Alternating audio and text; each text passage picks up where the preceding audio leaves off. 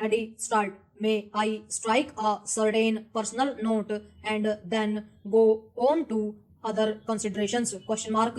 We, my generation in India, have been conditioned in particular ways by events. Full stop. There is the background of 2000 years or more. Full stop. There is the conditioning we have had during the 150 or 200 years of British rule. Full stop. And then there is the big conditioning during the last 30 or 35 years of what is called the Gandhian movement. Full stop. We are the resultants of these various conditioning factors. Full stop. If you want to understand us, you have to understand these conditioning factors. Full stop. That is so about me and my government in India. Full stop. That applies to the world at large also. Full stop. We have to understand other people's basic conditioning factors, their past history, traditions, habits, conflicts, etc. And more particularly the recent history of the last half a century or so. Full stop. Countries like India and China have millennia of history. Full stop. It is not an easy matter for me, whatever new knowledge I may gather, to get out of the 2000 years of Indian history. Full stop. So also with other countries.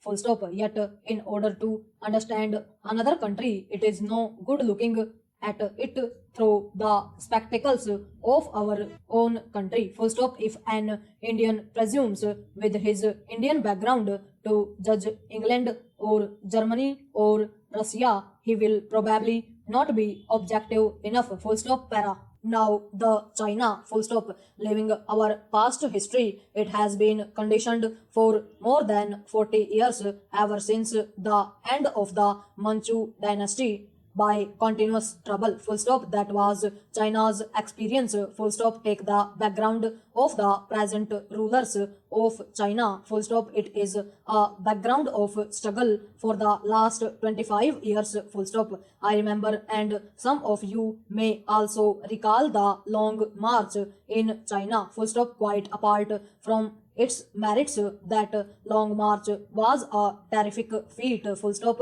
It meant being hunted, being harassed, with many people collapsing and some surviving. Full stop. They often found a habitat in the mountains and in the caves and lived there for a number of years, organizing themselves. Full stop. Then came the Japanese invasion. Full stop. They fought the Japanese invasion. Full stop. That turned into a world war later. Full stop. Imagine what a powerful determining influence these factors must have had on the people who took part in a march of 8,000 miles, and whatever the system of government, which is a great relief after 2 generations of disorder. Full stop. Para. The second is their feeling of nationalism. Full stop. They feel that their great country, which has been kicked and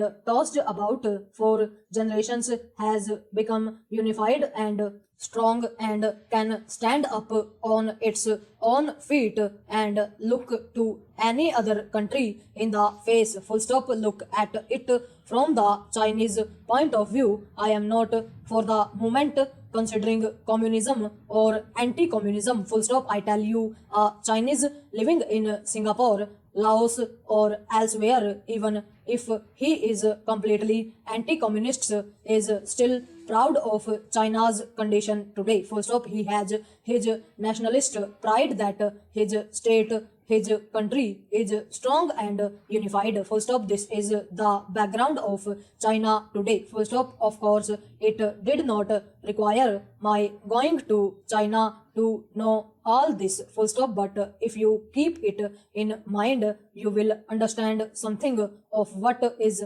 happening in China. Full stop. You and and I know very well that in China today they have got a certain political structure and a certain economic structure. Full stop. The rulers of China are communists. Full stop.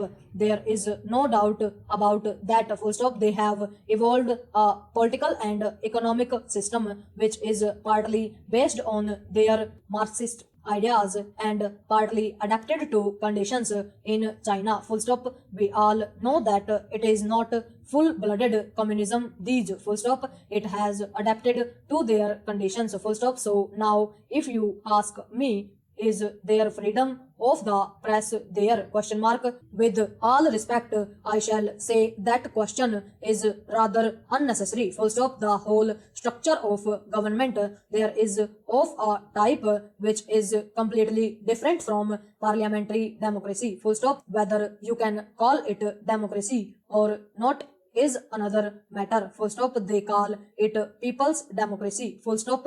That is an argument which we need not go into. Full stop. Para. My point is that it is different. Full stop. We know it. Full stop. What results it yields you can partly see now, and ultimately the future will show. Full stop. It is the future that will show whether the results achieved by the methods they pursue will be worthwhile or not, or have been worth the price paid for them. Full stop. Para. Each people, and especially these big chunks of humanity like India and China with long records, as soon as they find freedom to function according to their wishes, are influenced by various external forces: industrial revolution, technological advancement, political ideas, and so on. Full stop. But if we are worth our salt, we have to stand on our own feet